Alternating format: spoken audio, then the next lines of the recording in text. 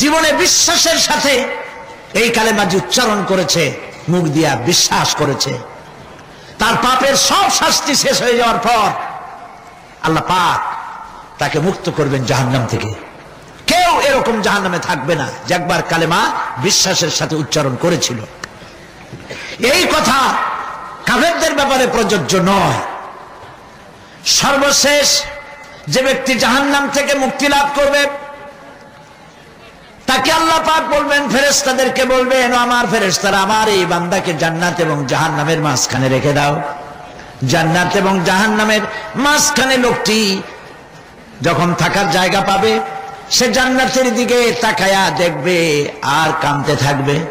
আল্লাহ পাক জিজ্ঞেস করবেন, বান্দারে যুগের পর যুগ ধরে জাহান্নামে কেঁদেছ, আমি রব্বুল আলামিন জাহান্নাম মাফ করে দিয়া জান্নাত জাহান্নামের মাঝখানে রেখে দিয়েছি, আযাব থেকে তো বেঁচে গেছো, এখন কান্দো কেন?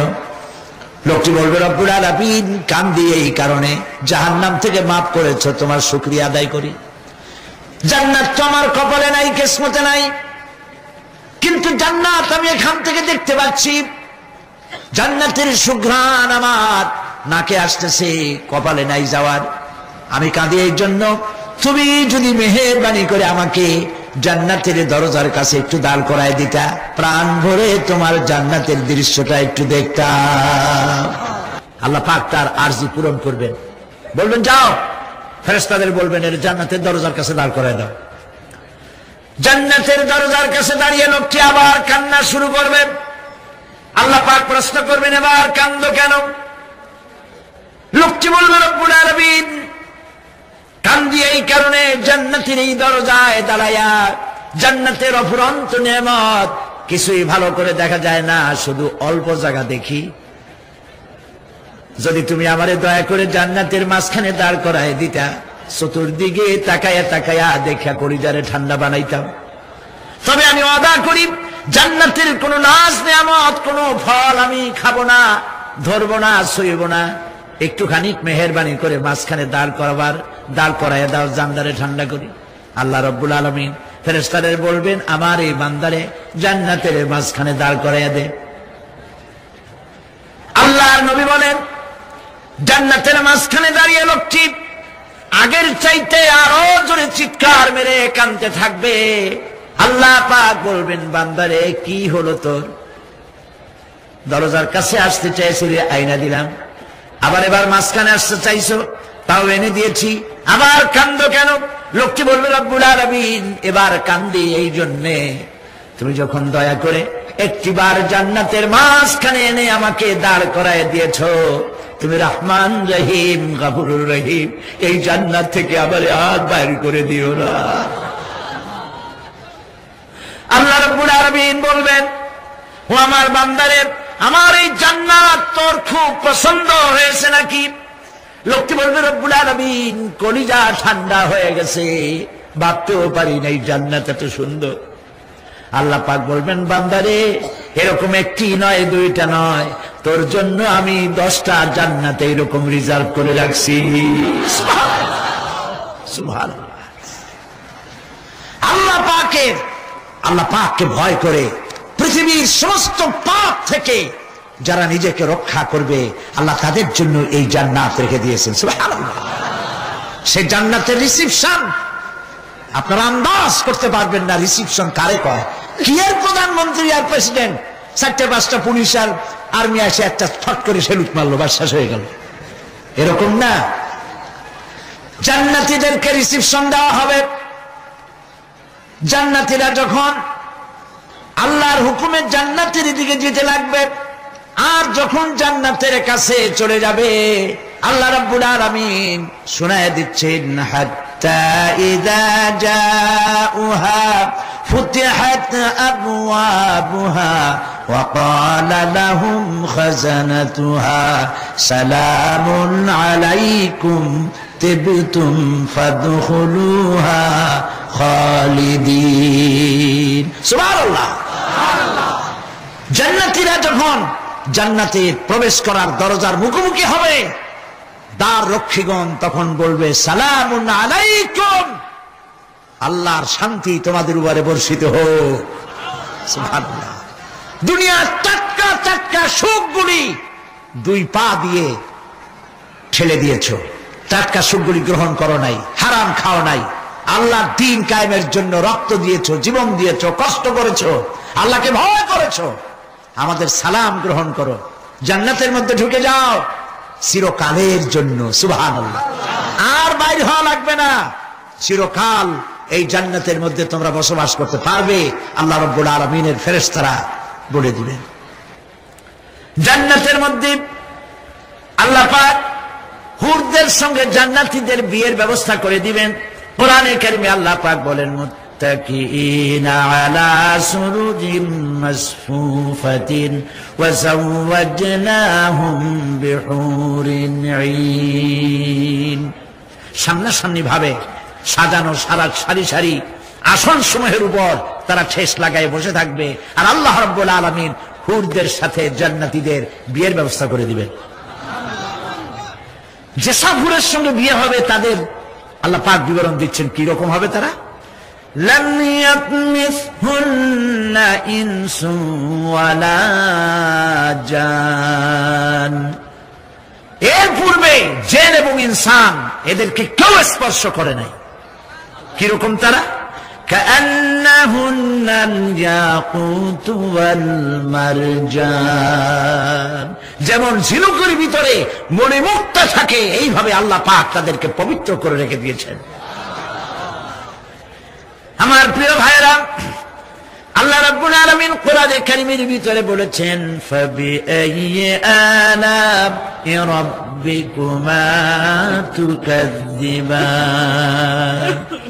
জান্নাত দান করে আল্লাহ পাক এবার জান্নাতীদেরকে সম্বোধন করে বলবেন ইয়া ইবাদি লা খাউফুন আলাইকুমুল ইয়াওমা ওয়ালা আনতুম তাহজানুন। হে আমার বান্দারা, লা খাউফুন আলাইকুমুল ইয়াওম, আজ আর কোনো ভয় নাই। সুবহানাল্লাহ, সুবহানাল্লাহ। আজ আর কোনো ভয় নাই, কোনো চিন্তাও নাই, আরামে এই জান্নাতের মধ্যে বসবাস করো। এরপরে আল্লাহ পাক জিজ্ঞেস করবেন, ও আমার জান্নাতীরা, আমি যেসব ওয়াদা করছিলাম আমার ওয়াদা মোতাবেক সমস্ত নিয়ামত পেয়েছো? তারা বলবে হ্যাঁ পেয়েছি, সব নিয়ামত আপনার ওয়াদা মোতাবেক সব পেয়েছি। আল্লাহ রাব্বুল আলামিন বলবেন সব পাও নাই, ওয়ালাদাইনা মাজিদ, আমার কাছে আরো বেশি আছে। সুবহানাল্লাহ, আমার কাছে আরো বেশি আছে। জান্নাতীরা বুঝবে না সে আরো বেশিটা কি, এর থেকে আর বেশি কি। প্রিয় ভাই সব, নবী করিম সাল্লাল্লাহু আলাইহি সাল্লাম বলেছেন জান্নাতের সুখ আর শান্তি কোন চোখ নাই যা দেখেছে, যা কোন অন্তঃকরণ নাই যা কল্পনা করতে পেরেছে। এই জান্নাত মুত্তাকিদের জন্য আল্লাহ রাখছেন। সুবহানাল্লাহ। জান্নাতীরা ভাবতেও পারবে না সেই নিয়ামতগুলি কি। প্রিয় ভাই সব, সেই মুহূর্তে আল্লাহর নবী মুহাম্মদ রাসূলুল্লাহ সাল্লাল্লাহু আলাইহি ওয়াসাল্লাম বলবেন রব্বুল আলামিন, আমার উম্মতেরা জান্নাতীরা বুঝতে পারে নাই আপনার কাছে কি নিয়ামত আরো বেশি আছে। আমার এই উম্মতেরা জান্নাতীরা আপনার ওয়াদা মোতাবেক সব পেয়েছে, কিন্তু একটি জিনিস এখনো তাদের কিসমতে হয় নাই। সে জিনিসটা হলো যারা তার রবকে না দেখে শুধু কোরআন আর হাদিসের কথা শুনে আরামের ঘুম হারাম করে তাহাজ্জুদের নামাজ আদায় করেছিল, চোখের পানি ফেলেছিল, যারা জান্নাত দেখে নাই, জাহান্নাম দেখে নাই, আপনাকে ভয় করে যারা জীবন পরিচালনা করেছিল, যারা আপনাকে দেখে নাই, না দেখে শুধু কোরআন হাদিস বিশ্বাস করে যারা অকাতরে নিজেদের জীবন বিলায় দিয়েছিল, এই জান্নাতীরা এখন পর্যন্ত তার রবকে দেখতে পারে নাই। আল্লাহ রাব্বুল আলামিন তার সামনে থেকে ৭০,০০০ পর্দা সরে যাবে। আল্লাহ পাক বান্দাদের আরজি পুরা করার জন্য জান্নাতীদের সামনে তিনি জালোয়া ফরজ হবে। কোরআন শরীফের ভিতরে আল্লাহ পাক বলেন জান্নাতীরা তারা আল্লাহর দিকে, জান্নাতীরা তার রবের দিকে তাকিয়ে থাকবে, আর রব তার বান্দাদের দিকে তাকায়া থাকবে। প্রাণ ভরে জান্নাতীরা রবকে দেখবে, সুবহানাল্লাহ, আল্লাহ পাককে দেখবে। প্রাণ খুলে আজ দোয়া করি রব্বুল আলামিন, জান্নাতের যেই পরিবেশে যেই জায়গায় তুমি দয়া করে তোমার গোলামদেরকে তুমি নিজেই দর্শন দিবে, দেখা দিবে। মনিব গো, ও আমাদের রব, আজ এই বিশাল জনসমুদ্র নিয়ে তোমার দরবারে আবেগ ভরা কণ্ঠে বলি, যে অনুষ্ঠানটি তুমি এমন মুবারক অনুষ্ঠান করবে যেখানে তুমি জান্নাতীদেরকে দেখা দিবে, ওই জান্নাতের কোনো একটি, ওই অনুষ্ঠানের কোনো একটি কোনায় কানায় আমাদেরকেও দাঁড় করাইয়া দেখার তৌফিক। প্রিয় ভাই সব, আল্লাহ রাব্বুল আলামিন মানুষের সামনে এত সব নিয়ামত রেখেছেন, এই জান্নাত দান করবেন। এরপরে আল্লাহ রাব্বুল আলামিন কোরআনে কারীমের মধ্যে বলেছেন, রব্বিস সামাওয়াতি ওয়াল আরদি ওয়া মা বাইনাহুমার রাহমানি লা ইয়ামলিকুনা মিনহু খিতাবা। এসব পুরস্কার রয়েছে তোমাদের সেই রবের পক্ষ থেকে যিনি আকাশ আর জমিনের মালিক। সুবহানাল্লাহ বলবেন না? যার সামনে কথা বলার ক্ষমতা কারো হবে না। এটি একটি মারাত্মক কথা। কিয়ামতের দিন আল্লাহর দরবারে কেউ কথা বলতে পারবে না আল্লাহর নির্দেশ ছাড়া। একটি আকীদা পরিষ্কার করে নিয়ে যান আপনাদের, সে আকীদাটা এভাবে পরিষ্কার করুন, কোন পীর সাহেব, কোন খাজা বাবা, কোন মাওলানা, কোন মুহাদ্দিস, কোন বুজুর্গ আপনাকে সুপারিশ করতে পারবে না যদি না আল্লাহ পাক তাকে কথা বলার তৌফিক না দেন। মনে থাকবে এটা? আয়াতুল কুরসির ভিতরে আমরা পড়ি, মান যাল্লাযী ইয়াশফাউ ইনদাহু ইল্লা বিইজনিহি। আল্লাহ পাক বলেছেন কিয়ামতের দিন আল্লাহর দরবারে কার সাহস আছে কথা বলতে পারে? মান যাল্লাযী ইয়াশফাউ ইনদাহু ইল্লা বিইজনিহি। আল্লাহর অর্ডার ছাড়া, হুকুম ছাড়া আল্লাহর সামনে কথা বলার সেদিন কেউ থাকবে না। সুবহানাল্লাহ, কেউ কথা বলতে পারবে না। সুপারিশ করতে হবে আল্লাহ যারে বলেন তুমি করো, অমুকের জন্য করো, সেই ব্যক্তি শুধু তার জন্যই করতে পারবে, আর কেউ কথা বলতে পারবে না। সেই কঠিন হাসরের ময়দান, যেদিন শুধুমাত্র আল্লাহ পাক কথা বলবেন, আর যারে বলতে বলবেন সেই কেবলমাত্র বলতে পারবে। সুপারিশ এটি আল্লাহ পাক কিয়ামতে পারমিশন দিলে বলা যাবে। হযরত ইব্রাহিম আলাইহিস সালাম কিয়ামতের দিন তার নিজের পিতা সম্পর্কে সুপারিশ করবেন, রব্বুল আলামিন আমার আব্বার জন্য সুপারিশ করতেছি, মেহেরবানি করে জাহান্নাম থেকে তারে আপনি রক্ষা করুন। আল্লাহ রব্বুল আলামিন বলবেন, ইব্রাহিম তোমার সুপারিশ মঞ্জুর হবে না। প্রিয় ভাই সব, একটু মাথা খাটান, চিন্তা করেন। জাতির পিতা কে? জাতির পিতা চিল্লায় বলুন, কলিজা সাফ করে ফেলুন। মুসলমানদের জাতির পিতা হাফিজ আমি কেউ হতে পারে না।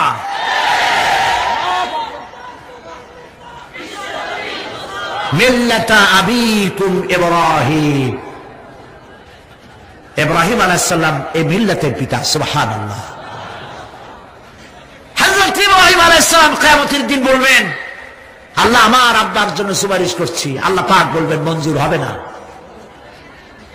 আসল তোমার পিতা হতে পারে, কিন্তু আমার খলিলকে আগুনে ফেলার জন্য নমরুদকে সে সহযোগিতা করেছে, আমি তোমার পিতাকে ক্ষমা করব না। নবী করিম সাল্লাল্লাহু আলাইহি সাল্লামকে সাহাবায়ে কেরাম জিজ্ঞেস করেছেন, হে রাসূল আপনার আব্বা এবং আম্মার অবস্থা কি হবে? নবী করিম সাল্লাল্লাহু আলাইহি সাল্লাম কেঁদে ফেলেছেন, সব বলেছেন আমি তাদের কোনো উপকারে আসব না। আল্লাহু আকবার। মিল্লাতা আবিকুম ইব্রাহিম, ইব্রাহিম আলাইহিস সালাম এই মিল্লাতের পিতা। সুবহানাল্লাহ। হযরত ইব্রাহিম আলাইহিস সালাম কিয়ামতের দিন বলবেন, আল্লাহ আমার আব্বার জন্য সুপারিশ করছি। আল্লাহ পাক বলবেন মঞ্জুর হবে না। আজর তোমার পিতা হতে পারে, কিন্তু আমার খলিলকে আগুনে ফেলার জন্য নমরুদকে সে সহযোগিতা করেছে, আমি তোমার পিতাকে ক্ষমা করব না।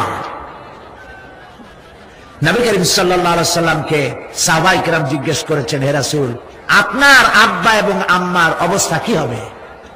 নবী করিম সাল্লাল্লাহু আলাইহি সাল্লাম কেঁদে ফেলেছেন, সব বলেছেন, আমি তাদের কোনো উপকারে আসব না।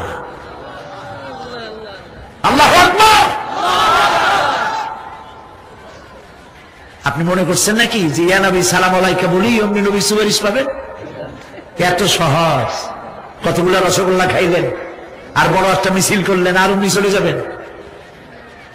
পৃথিবীর সব মানুষ, সাহাবায়ে কেরাম বাদ দেন, পৃথিবীর সমস্ত মানুষ একত্রিত হয়ে আবু তালেব রাসূলুল্লাহকে যে ভালোবেসেছেন, ওর 1000 ভাগের 1 ভাগও সারা দুনিয়ার মানুষ রাসূলুল্লাহকে ভালোবাসতে পারবে? পারবে? নিজের ছেলে আলীকে, আলী রাদিয়াল্লাহু তাআলা আনহুকে আলাদা বিছানায় শোয়াইয়া, ছোট্ট মানুষ হযরত আলী আলাদা জায়গায় রাখিয়া মুহাম্মদুর রাসূলুল্লাহ সাল্লাল্লাহু আলাইহি ওয়াসাল্লাম এতিম মানুষ তার কলিজার সাথে বুকের মধ্যে আশ্রয় দিয়ে আগলে রেখেছেন বুক পরে। সেই আবু তালেব মৃত্যুর সময় নবী করিম সাল্লাল্লাহু আলাইহি ওয়াসাল্লাম বলেছিলেন, চাচা একটি বার আমার কানে তাওহীদের কালেমা শোনায় দেন। আবু তালেব তার কিসমতে ছিল না কালেমা। মরে যাওয়ার পর একজন সাহাবী বলেছিলেন, ইয়া রাসূলুল্লাহ,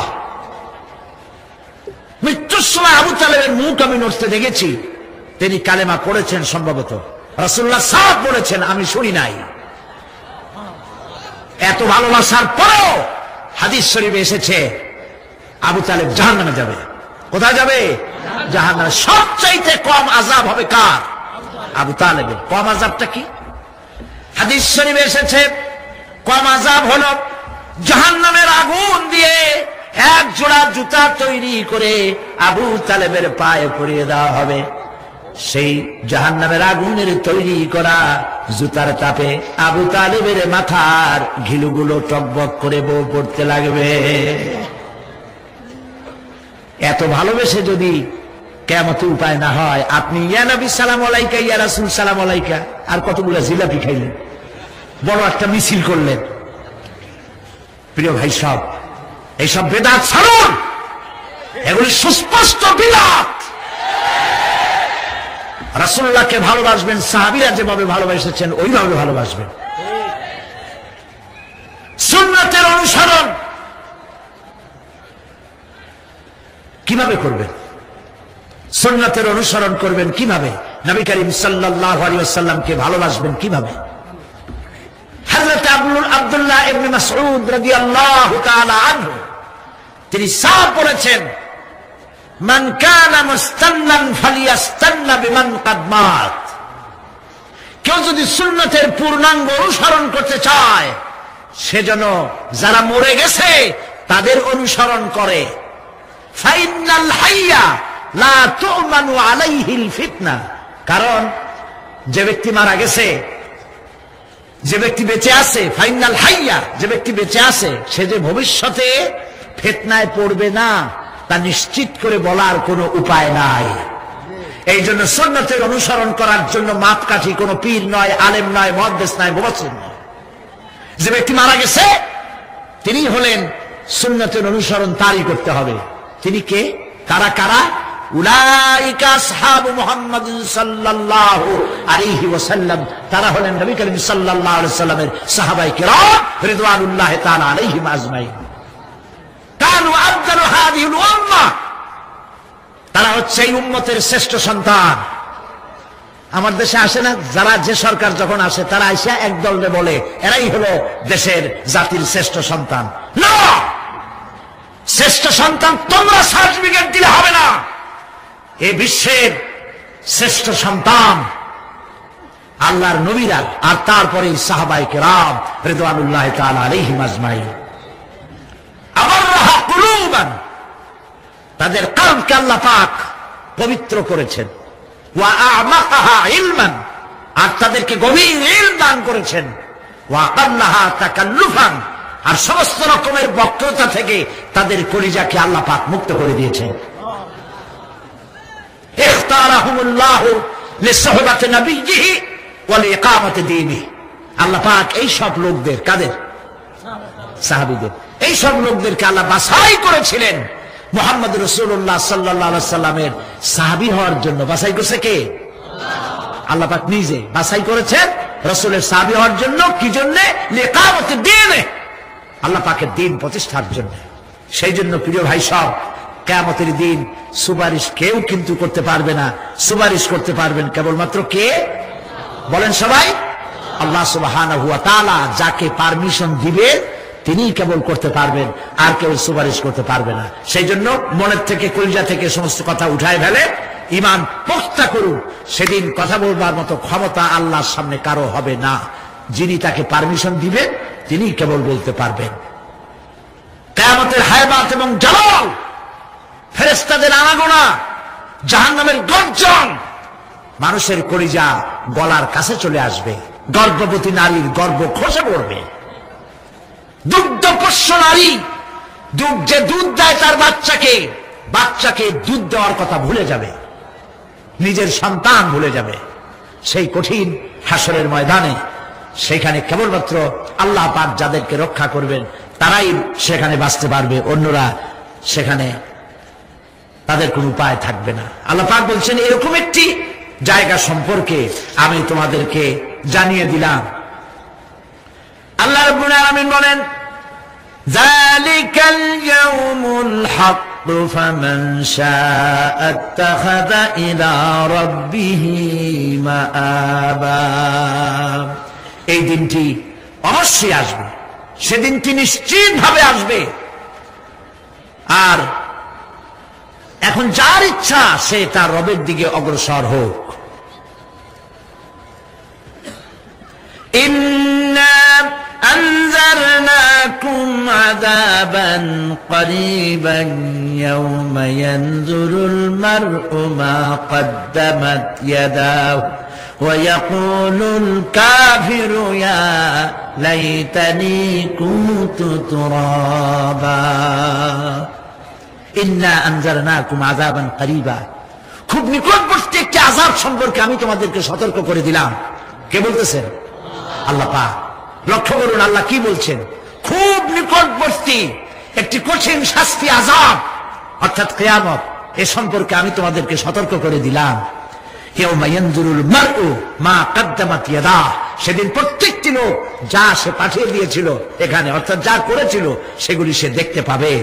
আর তখন ওয়ায়াকুলুল কাফিরু ইয়া লাইতানি কুনতু তুরাবা।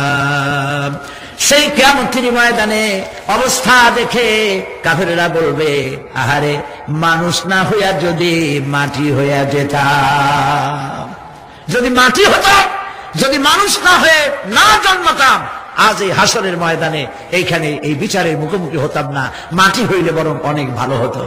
প্রিয় ভাই সব, সূরা আন-নাবা সংক্ষিপ্ত আকারে যে আলোচনাটি করলাম, সে আলোচনাটি ছিল এই পরকাল হবে, কিয়ামত হবে, এতে কোনো সন্দেহ নাই। আছে সন্দেহ?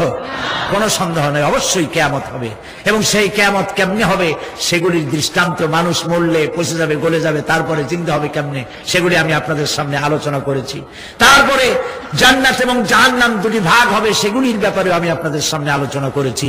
আজকে মুনাজাতের আগে সর্বশেষ যে কথাগুলি বলতে চাই, সে কথাগুলি হলো এই পৃথিবীতে আমরা এসেছি, চলে যাব, যাওয়ার আগে এই কোরআন একটি বিশাল জনগোষ্ঠী এমন বানাতে চেয়েছে যে জনগোষ্ঠী এই কোরআন দিয়ে একটি বিশাল সমাজ গড়বে, রাষ্ট্র গড়বে, এমন রাষ্ট্র গড়বে যেই রাষ্ট্রে দুঃখ থাকবে না, অশান্তি থাকবে না, যেখানে সুখ থাকবে, সমৃদ্ধি থাকবে, আর কিয়ামতের দিন আল্লাহর জান্নাতে তারা চলে যাবে।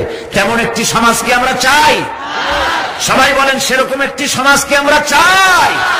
কারা কারা চাই হাত তুলে দেখান।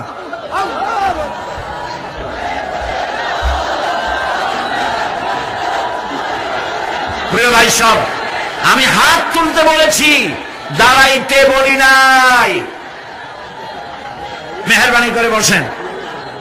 আজকে আখেরি মুনাজাতের দিন। আলহামদুলিল্লাহ বলে কয়েক লক্ষ মানুষ মুনাজাতের জন্য অপেক্ষা করছে। আলহামদুলিল্লাহ বলে। দাঁড়ানোর অর্থ আমি বুঝি। অনেক সময় বসছেন, ফাঁকে একটু মাজা সোজা করে নিলেন। বসেন বসেন, আর একটু জোরে সরে জিকির করেন, লা ইলাহা ইল্লাল্লাহ, লা ইলাহা ইল্লাল্লাহ। আরো জোরে, লা ইলাহা ইল্লাল্লাহ।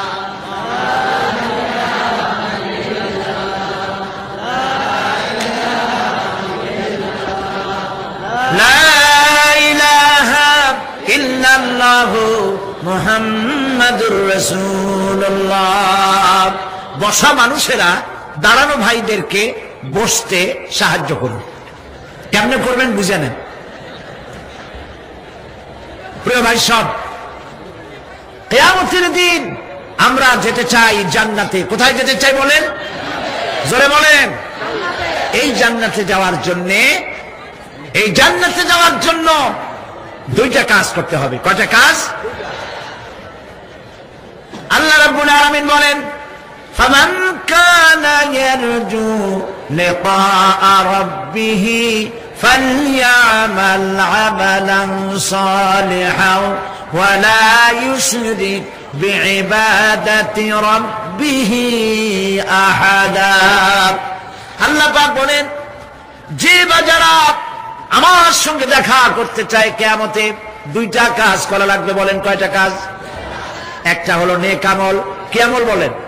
নেক আমল। নেক আমল কারে বলে? নেক আমল করতে হলে আবার দুইটা শর্ত লাগে।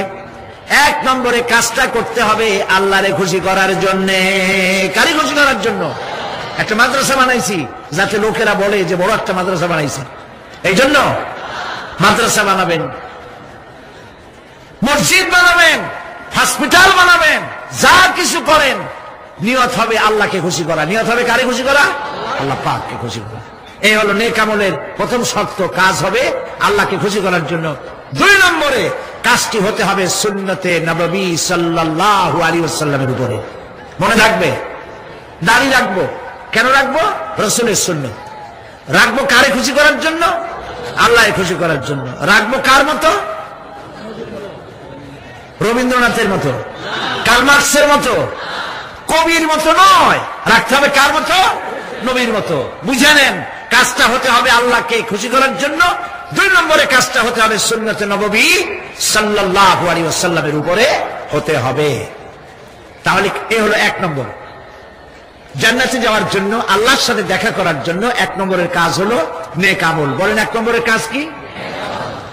দুই নম্বরের কাজ ওয়ালা ইউশরিক বিইবাদাতি রাব্বিহি আহাদা।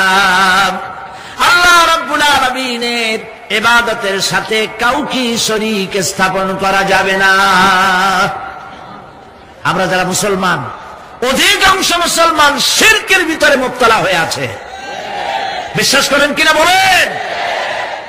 কাফেরেরা তো মুশরিক আছেই, ওরা তো মুশরিক আছেই, কিন্তু আমরা মুসলমানেরা আমাদের আমলের মধ্যে, আমাদের অজান্তে সবের নিয়তে অনেক শিরক আমরা করে বসি। নাউজুবিল্লাহ। বলেন নাউজুবিল্লাহ। এই জন্য আমি বারবার সতর্ক করি, নিজেকেও করি, আপনাদেরকেও করি। এই কারণে করি, শিরকের গুনাহ আল্লাহ মাফ করবেন না। ইন্না শিরকা লাযুলমুন আযীম। শিরক মস্ত বড় অপরাধ, জুলম, আল্লাহ মাফ করবেন না। আল্লাহর কাছে কান্দে কান্দে মাপ চাওয়া লাগবে যে আল্লাহ শিরক থেকে আমাকে রক্ষা করো, বাঁচাও। অনেক গোপন শিরক আছে। মাজারে যান, পীর সাহেবের কাছে যান, মনে যদি নিয়ত থাকে উনি ফু দিলে আমি ভালো হবই, উনি তাবিজ দিলে আমার বাচ্চা হবেই, উনি আমারে দয়া করলেই আমার ব্যবসায় উন্নতি হবেই। এটার নাম শিরক। এটার নাম কি? ওয়াইজা সাআলতা ফাসআলিল্লাহ ওয়াইজা ইসতাআনতা ফাসতাইন বিল্লাহ। যা বলার আল্লাহরে বলো, আর যা চাওয়ার কার কাছে চাও? চিল্লায় বলেন। কলিজাটাকে পরিষ্কার করে যান আজকের মাহফিলে। এই কলিজায় কারো প্রতি কোনো ভয় রাখবো না আল্লাহ ছাড়া। ভয় করবো কারে বলেন?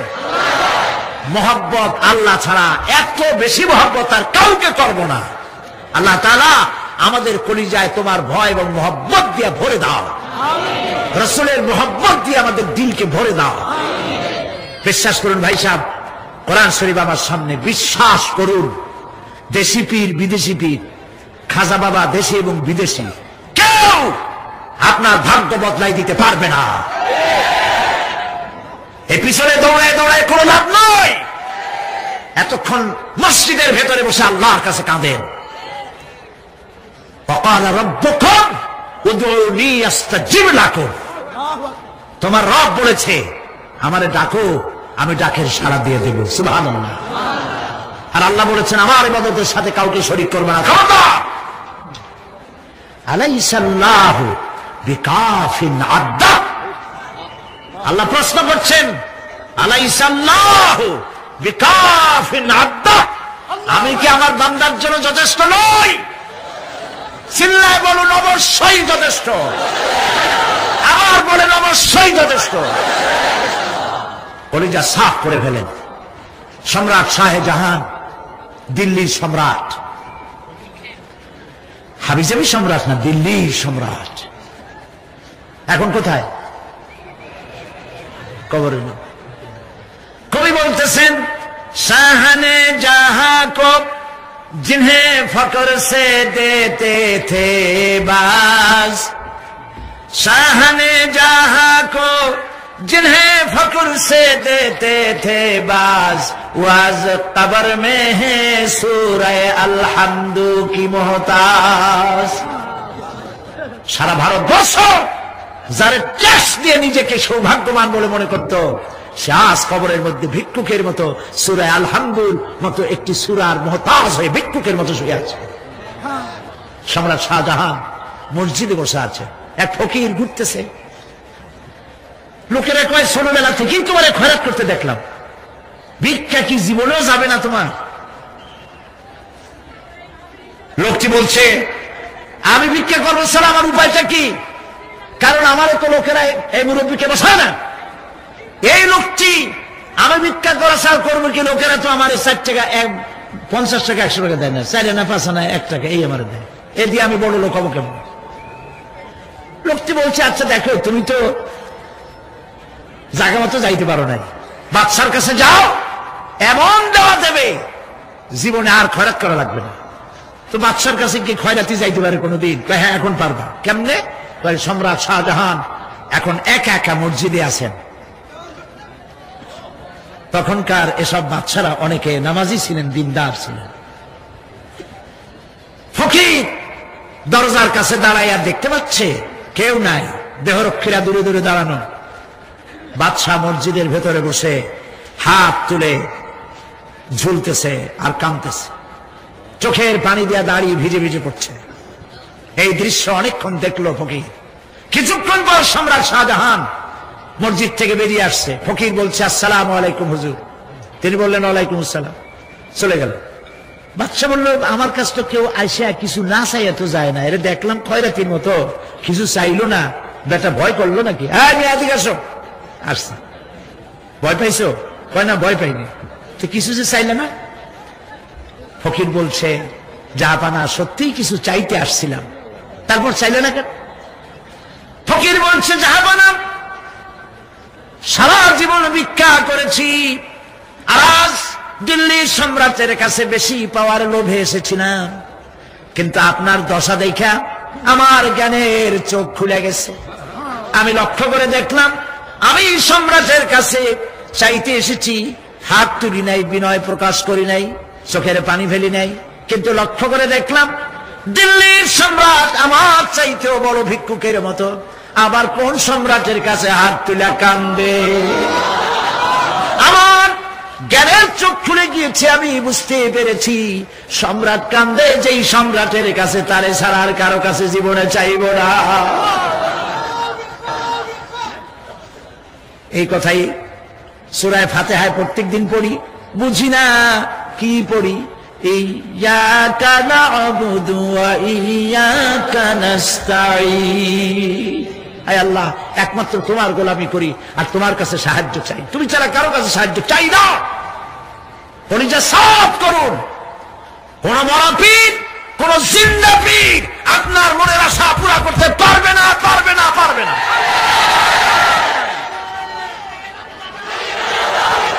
আর আজ থেকে কোন মাজারে টাকা দিবেন না, পয়সা দিবেন না, আগরবাতি দিবেন না, মোমবাতি দিবেন না, গোলাপ পানি দিবেন না। কারা কারা দিবেন না হাত উঁচু করে দেখা। হাত নামান, হাত নামান। আল্লাহ পাক তুমি এই হাতগুলি কবুল করে চলে বলেন আমিন। এই চট্টগ্রাম ছিল স্বাধীনতা আন্দোলনের লালন ভূমি, সূতিকাগার। এই চট্টগ্রামের বুকের উপরে দাঁড়িয়ে শহীদ প্রেসিডেন্ট জিয়াউর রহমান স্বাধীনতার ঘোষণা দিয়েছিলেন। সেই চট্টগ্রাম স্বাধীনতার গৌরবে ধন্য। সেই চট্টগ্রামকে আল্লাহ পাক ইসলামের চট্টগ্রাম, শিরক এবং বিদআত মুক্ত চট্টগ্রাম আল্লাহ বানায় দিন। আমি অত্যন্ত আনন্দিত, খুশি বর্তমান সরকার চট্টগ্রামকে বাণিজ্যিক রাজধানী ঘোষণা করায় সরকারকে ধন্যবাদ জানাই। আমি ধন্যবাদ জানাই চট্টগ্রাম আন্তর্জাতিক বিমানবন্দর। আমরা আজ থেকে বহু বছর আগে সেই কোন জায়গায় যেন কোন স্কুল বলো না, কলেজিয়েট হাই স্কুল ময়দানে 80-র দশকে এভাবে মাহফিলে বলেছিলাম চট্টগ্রাম এই আন্তর্জাতিক বিমান, তখন আন্তর্জাতিক ছিল না, এই বিমানবন্দরের নাম রাখা হোক আল্লাহর ওলি শুয়ে আছেন এই চট্টগ্রামে হযরত শাহ আমানত রাহমাতুল্লাহ আলাইহি, তার পবিত্র নামে এটা করা হোক। কোন সরকার করে নাই, কোন সরকার করে নাই। সেই দীর্ঘদিনের দাবি ফলশ্রুতিতে চট্টগ্রামকে 4 দলীয় ঐক্যজোটের সরকার চট্টগ্রামের মুসলমানদের কলিজার দাবি পূরণ করে শাহ আমানত ইন্টারন্যাশনাল এয়ারপোর্ট নাম ধারণ করে সেখানে পতাকা উঠতেছে বাংলাদেশের, মসজিদও তৈরি হয়ে গেছে। দুনিয়ার কোন আন্তর্জাতিক বিমানবন্দরের গায়ের সাথে মিশানো এমন মসজিদ আমি দেখছি কিনা আমার মনে পড়ে না। চট্টগ্রামের সৌভাগ্য, আলহামদুলিল্লাহ। আমার কলিজা চায় আমি আপনাদের সাথে জড়াই গেছি, আমি আপনাদের সাথে জড়াই গেছি ভালোবাসা দিয়া, মহব্বত দিয়ে, কোরআনের কারণে। আর কোনো কারণ নাই, কোনো স্বার্থ নাই। আমি কোনদিন চট্টগ্রাম থেকে এমপি নির্বাচন করতে আসবো না। আপনাদের সাথে আমাদের এই মহব্বতের সূত্র শুধুমাত্র আল্লাহ, শুধুমাত্র রাসূল, শুধুমাত্র আল্লাহ রাব্বুল আলামিনের এই কোরআন শরীফ, আর কিচ্ছু না। আল্লাহ পাক এই চট্টগ্রামে যারা মাজারের ব্যবসা করে এগুলোরে তুমি হেদায়েত করে দাও, বলেন আমিন। মাজার কেন্দ্র করে যারা বসে আছে ওদেরকে বলেন আল্লাহর রাস্তায় বাড়ি ফিরে যা। এ মাজারে চাষ কি? মাজারগুলির চতুর্দিকে বসে আছে, গাঁজা খায়, দাড়িতে জট, গায়ে সালার শট, শয়তান। বাড়ি যা, বলবেন বাড়ি যা, বাচ্চা রিক্সা চালা, তোরে মাজারে বসতে কইছে কে? মাজারগুলি পাহারা দেবে গভর্নমেন্ট। শাহ আমানত আমাদের সম্পদ, শাহ মাকদুম মুসলিম মিল্লাতের সম্পদ, শাহজালাল মুসলিম উম্মার সম্পদ। এদের মাজারকে সংরক্ষণ করার দায়িত্ব সরকারের। ওখানে তোমার বসে থাকা লাগবে না, খালি পয়সা কামাও আর এই টাকা দিয়া ট্রাক আর বাসের ব্যবসা করো, কোটি কোটি টাকার মালিক হও। আর গাঁজা খায়, ডলিয়া ডলিয়া কলকিতে ঠুকে টান দেয়, চোখ কর্মে বড় হয় আর গান গায়, মদিনা যাব কেমনে মদিনা। বলে তুই শয়তান, কেমনে মদিনায় যাবি? এত গাঁজা খাইয়ে যাবি তুই মদিনায়? প্রিয় ভাই সব, শিরক মুক্ত জীবন যাপন করতে হবে, কোনো আপোষ নাই, নো কম্প্রোমাইজ। মাজারওয়ালাদের সাথে মুসলমানদের কোনো কম্প্রোমাইজ নাই, সাফ কথা। আমরা শিরক এবং বিদআত মুক্ত জীবন চাই, আলহামদুলিল্লাহ বলে। কিয়ামতে আল্লাহ পাক নাজাত দিয়ে দেবেন, বলেন আমিন। আমি সপ্তম সংসদে পার্লামেন্টে বলেছিলাম তদানীন্তন হুজুরদের সামনে, বুঝছেন তো কারা, বললাম এই তো বারবার যান উমরা করতে, এখন আর যাইতে না, এখন তো ইলেকশনের সময় না, এখন পার্শ্ববর্তী দেশে সফর করা দরকার, রোজার মাসে এখন আর যাওয়াটা লাগে না, তখন যাইতো, তখন পট্টি টট্টিও বানতো। বললাম আপনারা উমরা করতে যান, হজ করতে যান, আনেন কি আতর আর পাথর, সুরমা আর খুরমা, কিন্তু দেখেন না সেখানে কি অবস্থা। আল্লাহ পাক বলেছেন আওয়ালাম ইয়ারাও আন্না জাআলনা হারামান আমিনান, দেখতে পাও না আমি এই শহরকে কি নিরাপত্তার শহর বানিয়েছি। যখন পৃথিবীর চতুর্দিকে লুণ্ঠন হচ্ছে, চুরি হচ্ছে, হত্যা হচ্ছে, ধর্ষণ হচ্ছে, তখন আমার এই শহর দেখো কেমন নিরাপত্তা বানাইলাম। যারা হজে গিয়েছেন লক্ষ্য করেছেন, লক্ষ লক্ষ মানুষ, চাঁদের চাইতেও সুন্দরী মানুষগুলি, নারীগুলি রাতের বেলায় পুরুষ সঙ্গী ছাড়া একাকিনী আল্লাহ রাব্বুল আলামিনের ঘর তাওয়াফ করতে আসে।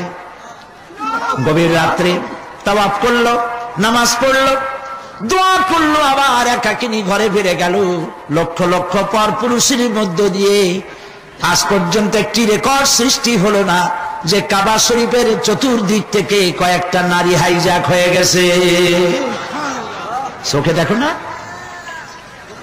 মক্কা শরীফের তো চতুর্দিকে পুলিশ টুলিশ আছে, মুজদালিফায় যেখানে এরকম শামিয়ানা নাই, ঘর নাই, দেওয়াল নাই, লক্ষ লক্ষ নারী আর পুরুষ পাশাপাশি কাছাকাছি সারা রাত শুয়ে থাকে, বলেন ঠিক কিনা? 1000-1500 বছরের ইতিহাস তালাশ করেন, একটা নারী হাইজ্যাক হয়েছে, লাঞ্ছিত হয়েছে, আর তুমি বুঝ আমাদের কও আমরা সন্ত্রাসী। তোমার দেশে প্রতি সেকেন্ডে কত মানুষ নিহত হয়, তোমার দেশে প্রতি মিনিটে কত ধর্ষণ হয়, হিসাব করো। আমাদের দিকে চোখ তুলে তাকাইও না, নিজের ঘর সামলাও। ফেরাউনের ঘরে আল্লাহ মুসাকে পালন করেন। আমেরিকার সেই লোকগুলি বলল অবস্থা এখন এই হয়েছে, কোরআন শরীফ পড়তে গিয়ে বোমা তালাশ করতে গিয়ে দেখে বোমা টোমা নাই, বরং বোমা নিরসনের কথা আছে। রেজাল্ট কি হলো? তারা বললেন রেজাল্ট এই হয়েছে, আল্লাহর কোরআন তেলাওয়াত করে করে আমেরিকান সাদা খ্রিস্টানেরা আগের তুলনায় 5 গুণ বেশি মুসলমান হওয়া শুরু করে দিয়েছে। तौहीद की अमानत सीनों में है हमारी, तौहीद की अमानत सीनों में है हमारी, आसान ही मिटाना नामो निशान हमारा। একাত্মবাদের আমানত আমাদের কলিজা আছে, আলহামদুলিল্লাহ বলে। আমাদের নাম নিশানা মিটাইতে পারবে না, তোমার বোমা অস্ত্র যা আছে সব নিয়ে আসো, আল্লাহ আমাদের সাহায্য করবেন ইনশাআল্লাহ। ইন তানসুরুল্লাহ ইয়ানসুরকুম, মুসলমানেরা আল্লাহকে সাহায্য করো, আল্লাহ তোমাদের সাহায্য করবেন। আল্লাহর সাহায্য কেমনে করবেন? আল্লাহ দ্বীন কায়েমের জন্য জীবন দিতে প্রস্তুত হয়ে যাও, আল্লাহ পাক সাহায্য করবেন।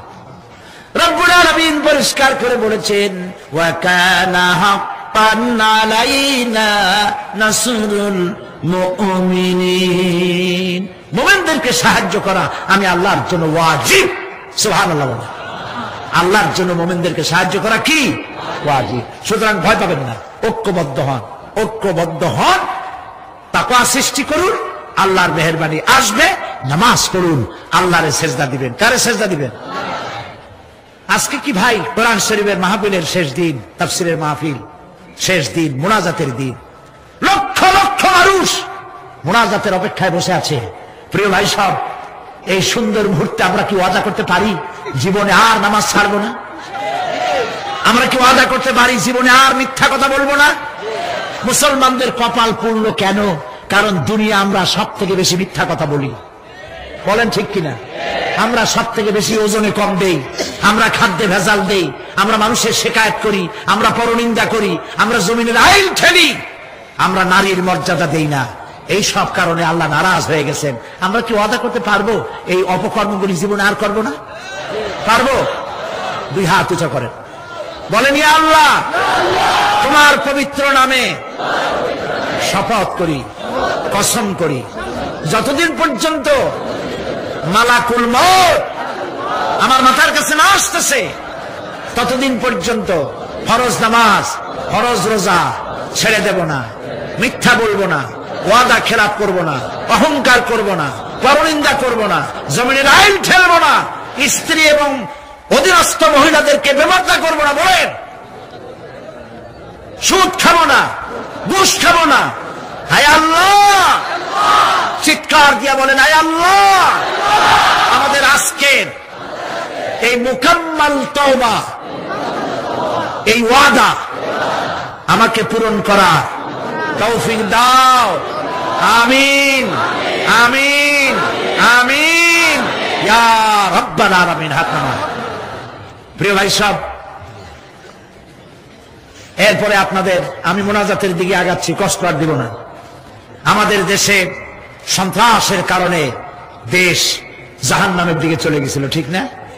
আলহামদুলিল্লাহ, সেনাবাহিনী যৌথ অভিযানের কারণে সন্ত্রাস কমে গেছে। আলহামদুলিল্লাহ বলেন, মহব্বতের সাথে বলেন আলহামদুলিল্লাহ। সেনাবাহিনী নামায় আপনারা বেজার না খুশি ছিলেন? বেজার না খুশি? দেখান তো কারা কারা খুশি। আলহামদুলিল্লাহ, হাত নামান, হাত নামান। আমাদের সেনাবাহিনী আমাদের গৌরব, আমাদের অহংকার। পৃথিবীতে তারা যেখানেই গিয়েছে আমাদের জন্য সুনাম কুড়িয়ে এনেছে। সন্ত্রাসীদের এই চিন্তা করার কারণ নাই যে অপারেশন ক্লিন হার্ট, অপারেশন থুইয়া এখন সব জেলা থুইয়া সাব ডিভিশন লেভেলে সব চলে আসতেছে। আবার আপনারা সন্ত্রাস, চাঁদাবাজি, মাস্তানি শুরু করবেন? পারবেন না, পারবেন না। কারণ সেনাবাহিনী আমরা দিল্লি অথবা পিন্ডি থেকে ধার করে আনি নাই, ওরা আমাদের সন্তান। সরকার যতবার খুশি ততবার নামাবে। সন্ত্রাসীদেরকে মারলে যদি বলে মানবাধিকার লঙ্ঘিত হয় না, কারণ সন্ত্রাসীরা মানুষই না। তারা যখন হাজার হাজার মানুষ মেরেছে তখন তোমাদের মানবাধিকারের কথা কোথায় ছিল? আজ এত দরদ কেন? বাংলাদেশ গত ঈদের মাঠে, ঈদের রাতে, ঈদের আগের রাত্রে আমরা মক্কা শরীফে ছিলাম। শুনেছি বাংলাদেশে বড় বড় শহরগুলিতে রাত 2:30, 3টা পর্যন্ত মা বোনেরা ঈদের কেনাকাটা করেছে। বাংলাদেশের ইতিহাসে হয়েছে কোনদিন? সুতরাং এতে নারাজ হয়েছে কারা? 14 কোটি মানুষ বলেছে আলহামদুলিল্লাহ, খালি একটা দল বলেছে নাউজুবিল্লাহ। আল্লাহ তাদের সুমতি দান করুন, বলি আমিন। সবাই বলেন আমিন। সুতরাং সেনাবাহিনীর অপারেশনের ব্যাপারে কোনো কথা বলার কোনো প্রয়োজন নাই। বামপন্থীরা বলেছে রুখে দাঁড়াও, সেনাবাহিনী রুখে দাঁড়াবা? খুব আশ্চর্য কথা। পাগলা হাতি হইতে পারে, একটা পাগলা হাতি একটা বাজার ভাঙিয়ে দিতে পারে, 5-6টা মানুষ পালায় মারতে পারে, কিন্তু তুমি রেজিমেন্টের সামনে তুমি কি? তোমরা বামেরা সব এক জায়গায় হইয়াও কামের কাম কিছু করতে পারো নাই, পারবাও না। নির্বাচনে দাঁড়ায় দেখো, তোমাদের বামের যত বড় নেতা আছে প্রত্যেকটা নেতার ব্যাপারে চ্যালেঞ্জ রইল যে যেখানে দাঁড়াবে সেখানেই জামানত হারাবে। কারণ এই দেশের লোকেরা বামপন্থীদের ভালোবাসে না, কারণ বামপন্থীরা জাহান্নামে যাবে। আসহাবুশ শিমাল, আসহাবুল ইয়ামিন, ডানপন্থীরা যাবে জান্নাতে, বামপন্থীরা যাবে জাহান্নামে। মুসলমানের বাচ্চা হইয়া নিজেদের পরিচয় দেয় বামপন্থী। আস্তাগফিরুল্লাহ। বাম মানুষেরা বাম হাত দিয়ে কি কাম করে? আস্তাগফিরুল্লাহ। কপাল পোড়া, জোরে কোন কি পোড়া? হুসনাক। আল্লাহ হেদায়েত করুন, জোরে বলেন আমিন, জোরে বলেন আমিন। তালেবান হওয়ার কোন প্রয়োজন বাংলাদেশের নেই। পাকিস্তান আমার মডেল নয়, ইরান আমার মডেল নয়, আমার মডেল মুহাম্মদ রাসূলুল্লাহ সাল্লাল্লাহু আলাইহি ওয়াসাল্লাম। সুতরাং তালেবানি কথা কইয়া টইয়া এইসব টালিবালি করে পার পাবা না। মনের ইচ্ছা ছিল পশ্চিমে গিয়া, ভারতে গিয়া, তারপরে তাদেরকে একটু তালেবান কইয়া মৌলবাদী বলে টইলা ওদের একটু রাজি করাইয়া উনি একটু হামিদ কারজাই হইতে চাইছিলেন, ওইরকম করে বসায় দেওয়া হোক, কিন্তু সেগুড়ে বালি ওইটা হবে না। আল্লাহর মেহেরবানি, সকল ষড়যন্ত্রের মধ্য দিয়ে বাংলাদেশ এগিয়ে যাচ্ছে। ঐক্যবদ্ধ থাকুন, দেশের দুশ্মনদেরকে চিনুন। এরা জাতিকে দ্বিধাবিভক্ত করতে চায়। আলেমেদের সহ্য হয় না, মাদ্রাসা সহ্য হয় না, ইসলাম সহ্য হয় না। আমরা এই 4 দলীয় ঐক্যজোটকে টাইট রাখবো। আমরা চাকরি করি না, আমরা গভর্নমেন্টের গোলাম নই, আমরা সহযোগী মাত্র। ইসলামের বিরুদ্ধে যদি এই সরকার কোন পদক্ষেপ গ্রহণ করে, বাইরে যেমন বাঘের মতো গর্জাই, পার্লামেন্টের সিংহের মতো গর্জন করব।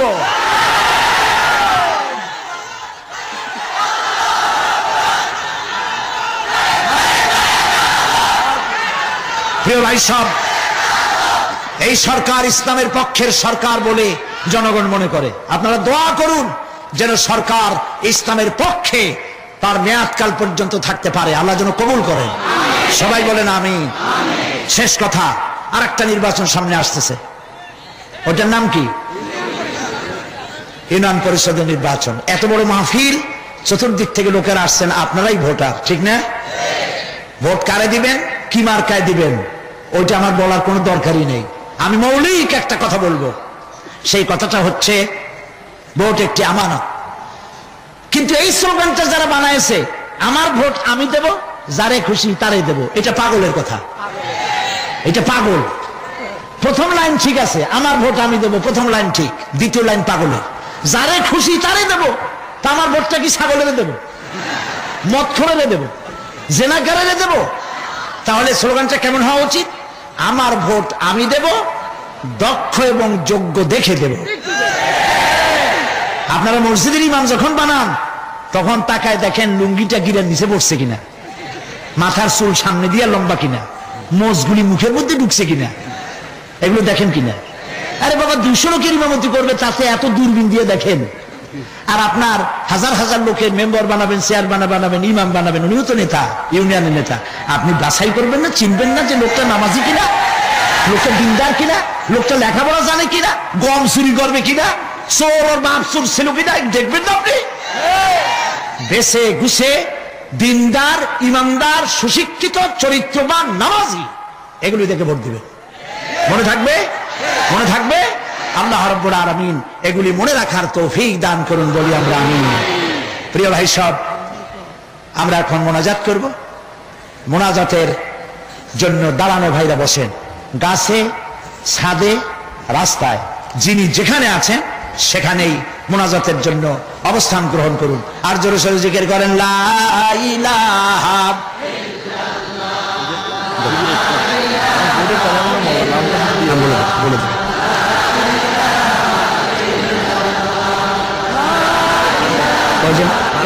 12 31। বসেন ভাই, বসেন। আজকে মোট 12 জন অমুসলিম ভাই ইসলাম কবুল করার জন্য মঞ্চে এসেছেন। স্লোগান দেন।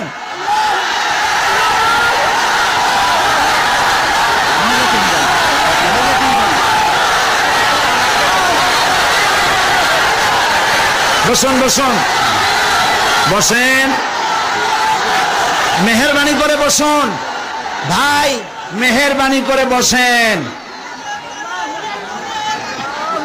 বসেন, মেহেরবানি করে বসেন। দাঁড়ানো ভাইরা বসা মানুষরা দাঁড়ানো ভাইদেরকে অনুরোধ করেন, বসেন বসেন। না বসতে দেখবেন কেমনে? আজকের 12 জনের 3 জন আমাদের বোন মহিলা, আর 9 জন হচ্ছে পুরুষ, মোট 12 জন। এবারের তাফসীরের মাহফিলে মোট প্রথম দিন থেকে নিয়ে পর্যন্ত 31 জন লোক ইসলাম কবুল করলেন। জোরে বলেন আলহামদুলিল্লাহ। রব্বানা করিম, রব্বানা লাকাল হামদ। আমি এখন এদেরকে ডাকতেছি, যাকে যাকে ডাকবো একটু দূরে সরে দাঁড়াও, কাছে কাছে আসবা। শ্রী মৃণাল চন্দ্র রায়, পিতা শ্রী দেবেন্দ্রনাথ রায়, বাড়ি শমশের পাড়া, চাঁদগাঁও, চট্টগ্রাম। বর্তমান নাম পছন্দ করেছে মোহাম্মদ নুরুল আমিন। সজল বড়ুয়া, পিতা নির্মল চন্দ্র বড়ুয়া, জাহানপুর ফটিকছড়ি। বর্তমান নাম পছন্দ করেছে মোহাম্মদ সাইফুল্লাহ। মিলন চন্দ্র দেব, পিতা যোগেন্দ্র চন্দ্র দেব, জাতে হিন্দু, বাড়ি বাকুলিয়া, চট্টগ্রাম। বর্তমান নাম পছন্দ করেছে মোহাম্মদ মিজানুর রহমান। সুকান্ত বড়ুয়া, পিতা সন্তোষ বড়ুয়া, জাতে ধর্ম হচ্ছে বৌদ্ধ। বর্তমান নাম পছন্দ করেছে আব্দুল্লাহ আল মামুন, বাড়ি হলো ডবল মুরিং, চট্টগ্রাম। সুমন পাল, পিতা অনিল পাল, ধর্ম হিন্দু, বাড়ি তুলাতলি, চাঁদগাঁও, চট্টগ্রাম। বর্তমান নাম মোহাম্মদ রফিক। গৌরঙ্গশীল, পিতা ব্রজেন্দ্রশীল, ধর্ম হিন্দু, বাড়ি পালংখালী, উখিয়া, কক্সেস বাজার। বর্তমান নাম মোহাম্মদ মুসা। জিতেন্দ্র ত্রিপুরা, পিতা মানিক ধন ত্রিপুরা, বাড়ি তৈলপাং, জামি পাং, মাটিরাঙ্গা, খাগড়াছড়ি। বর্তমান নাম মোহাম্মদ নুরুল করিম। জিতু পাল, মৃত সুব্রত পাল, পিতার নাম উত্তর বরিয়া, ফুলগাজী, ধর্ম হিন্দু। বর্তমান নাম পছন্দ করেছে মোহাম্মদ ওমর ফারুক। রূপনা বড়ুয়া, স্বামী সজল বড়ুয়া, বাড়ি হল হালিশহর, চট্টগ্রাম, হাউজিং এস্টেট। বর্তমান নাম পছন্দ করেছে মুসাম্মাত রাবেয়া বেগম। ইভা বড়ুয়া, পিতা সুজল বড়ুয়া, জাহানপুর ফটিকছড়ি। বর্তমান নাম পছন্দ করেছে ফারজানা ইয়াসমিন। লিপি বড়ুয়া, পিতা সুনীল বড়ুয়া, ধর্ম বৌদ্ধ। এর আগে যার নাম, আগে যে তিনটা নাম বলেছি, তিনজন বৌদ্ধ ধর্মের। লিপি বড়ুয়া, পিতা সুনীল বড়ুয়া, ধর্ম বৌদ্ধ, বাড়ি ইপিজেড, চট্টগ্রাম। নাম পছন্দ করেছে ফারজানা আক্তার। প্রমিত কান্তি দে, পিতা মৃত নিরঞ্জন দে, ধর্ম হিন্দু, বাড়ি বাংলা বাজার, চট্টগ্রাম। বর্তমান নাম পছন্দ করেছে মোহাম্মদ দিলাওয়ার হোসাইন। প্যান্ডেলের ভিতরে যে তিন বোন আছেন, আপনারা আমি যা বলবো আপনারা তা উচ্চারণ করবেন। আর এই ভাইরা আমার হাত ধরো, সবাই কাছে আসো, সবাই একটু আসতে দেন। আপনারা পিছন থেকে একটু সরে যান, কাইন্ডলি কাছে আসেন, হাত ধরতে হবে, একটু জোরে জোরে বলতে হবে, লা ইলাহা ইল্লাল্লাহু মুহাম্মাদুর রাসূলুল্লাহ। আল্লাহ ছাড়া কোন ইলাহা নাই, মাবুদ নাই, উপাস্য নাই, মুহাম্মদ সাল্লাল্লাহু আলাইহি ওয়াসাল্লাম আল্লাহর প্রেরিত রাসূল। আশহাদু আন লা ইলাহা ইল্লাল্লাহু ওয়াহদাহু লা শারীকা লাহু ওয়া আশহাদু আন্না মুহাম্মাদান আবদুহু ওয়া রাসূলুহু। আমি সাক্ষ্য দিচ্ছি আল্লাহ ছাড়া কোন ইলাহা নাই, মাবুদ নাই, উপাস্য নাই, তিনি এক, তিনি একক, তার কোন অংশীদার নাই। আমি আরো সাক্ষ্য দিচ্ছি মুহাম্মদ সাল্লাল্লাহু আলাইহি ওয়াসাল্লাম আল্লাহর বান্দা এবং তার প্রেরিত রাসূল। তোমরা সবাইকে বলো আসসালামু আলাইকুম। সালামের জবাব দেন সবাই। একটু দাঁড়াও, একটু দাঁড়াও। প্রিয় ভাই সব, এই কয়েক মুহূর্ত আগে এরা ছিলেন মুশরিক, আর এখন আমাদের তাওহীদবাদী ভাই। তারা আমাদের কি বলেন, আর আমরা ওদের কি, আমরা ভাই ভাই হয়ে গেলাম। এই মুহূর্তে আল্লাহর এই বান্দা 9 জন আর পর্দার আড়ালে 3 জন, এই 9 জনের জিন্দেগির পেছনের সব গুনাহ, শিরক, বিদআত, জিনা, ব্যভিচার যা কিছু জীবনে ঘটেছে সব আল্লাহ মাফ করে দিয়েছেন। রাসূলের হাদিস অনুযায়ী এই লোকগুলি এখন বেগুনাহ, মাসুম। আমি এই সুযোগ নিচ্ছি আপনাদের পক্ষ থেকে আল্লাহ পাকের বেগুনাহ মাসুম বান্দাদেরকে বিশাল জনসমুদ্রের পক্ষ থেকে আমি আমার বুকে আলিঙ্গন করে নিচ্ছি।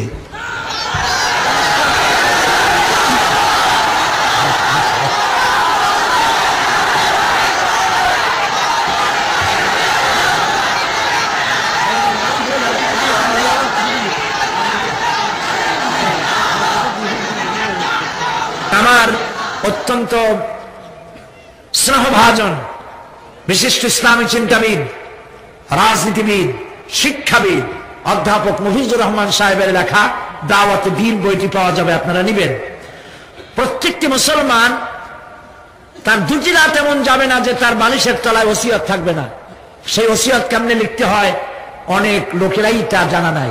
এই ওসিয়তের একটি নমুনা রেখে গেছেন খুররাম মুরাদ রহমতুল্লাহ আলাইহি।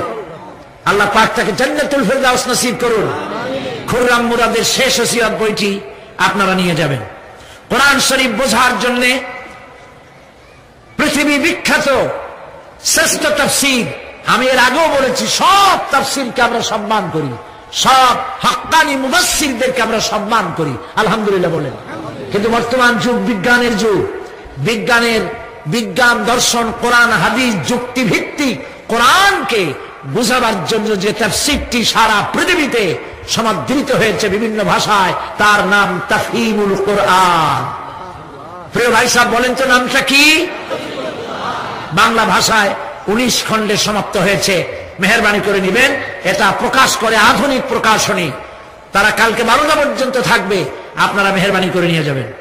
আর একটি তাফসীর প্রতি বছর আমি বলি, সেটি হলো অমর শহীদ সৈয়দ কুতুব শহীদ রহমতুল্লাহ আলাইহি, আল্লাহ পাক জান্নাতুল ফেরদাউসের মেহমান তারে বানায় নিন, সবাই করে বলেন আমিন। তার তাফসীর ফি জিলালিল কোরআন বহু ভাষায় অনুবাদ হয়েছে, কিন্তু বাংলায় এতদিন হয়নি। বাংলা ভাষায় অনুবাদ করে যিনি মানুষের কৃতজ্ঞতা পাশে আবদ্ধ হয়েছেন, তিনি আল কোরআন একাডেমি লন্ডনের ডাইরেক্টর জনাব হযরত মাওলানা হাফেজ মুনিরউদ্দিন আহমদ। তিনি মাহফিলে এসেছেন, ফি জিলালিল কোরআনের অনুবাদক। আমি বলবো তাকে, তার দোয়ার জন্য আমি বলবো তিনি আপনাদেরকে একটু সালাম দিন।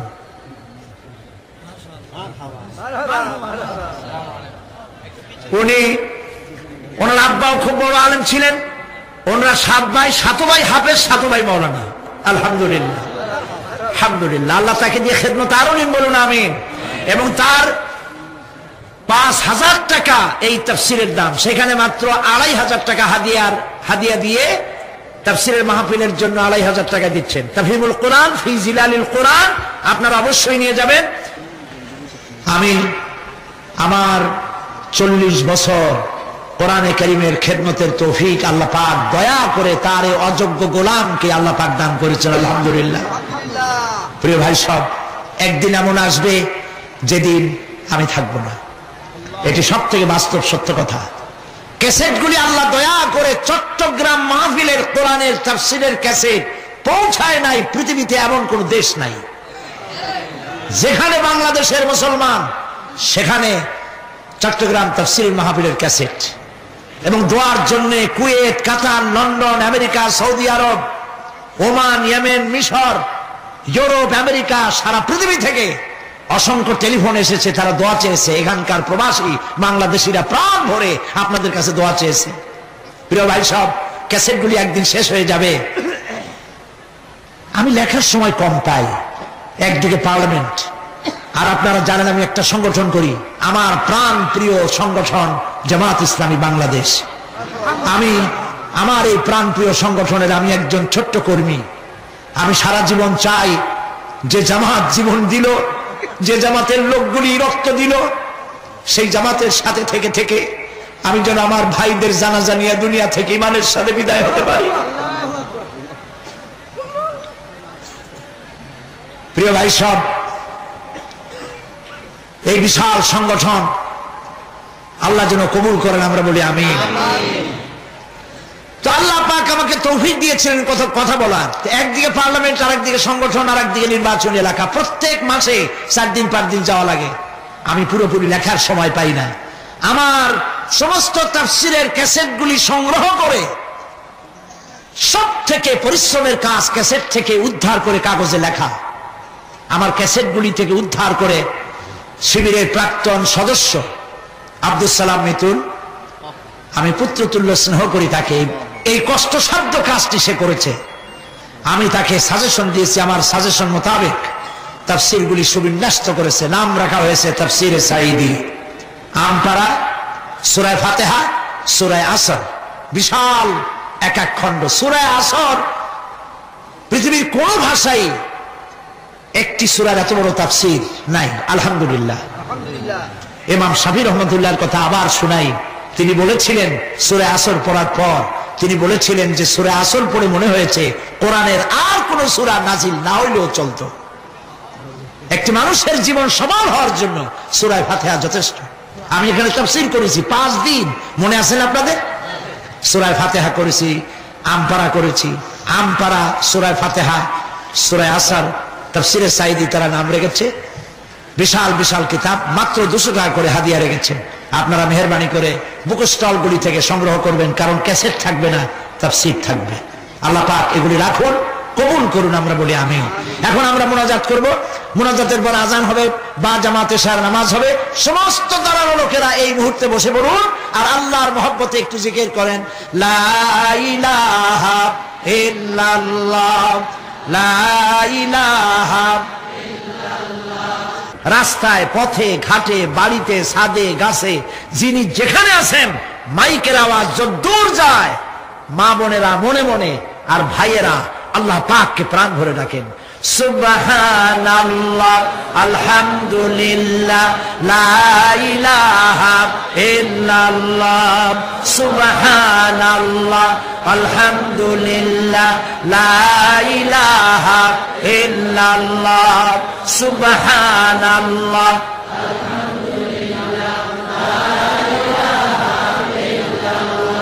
লা ইলাহা ইল্লাল্লাহ, মুহাম্মাদুর রাসূলুল্লাহ।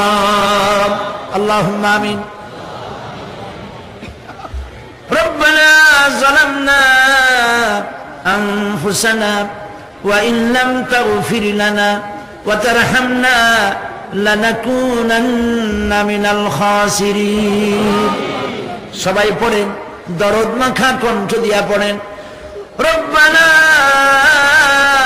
যালামনা আনফুসানা ওয়া ইন লাম তাগফির লানা ওয়া তারহামনা লানাকুনান্না মিনাল খাসিরিন।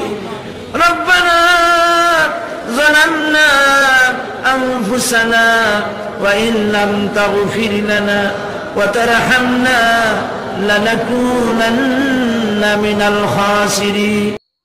সুপ্রিয় দর্শক, আমরা আজকে শুনলাম দিলওয়ার হোসেন সাঈদী রাহিমাহুল্লাহর একটি মন ছুঁয়ে যাওয়া আওয়াজ। আল্লামা দিলওয়ার হোসেন সাঈদী রাহিমাহুল্লাহর প্রতিটি কথা অন্তর ছুঁয়ে যায়। আসুন আমরা আমল করি এবং ওনার জন্য মাগফিরাতের দোয়া করি। সবাই ভালো থাকুন, সুস্থ থাকুন, ঈমানের পথে থাকুন। আসসালামু আলাইকুম ওয়া রাহমাতুল্লাহ।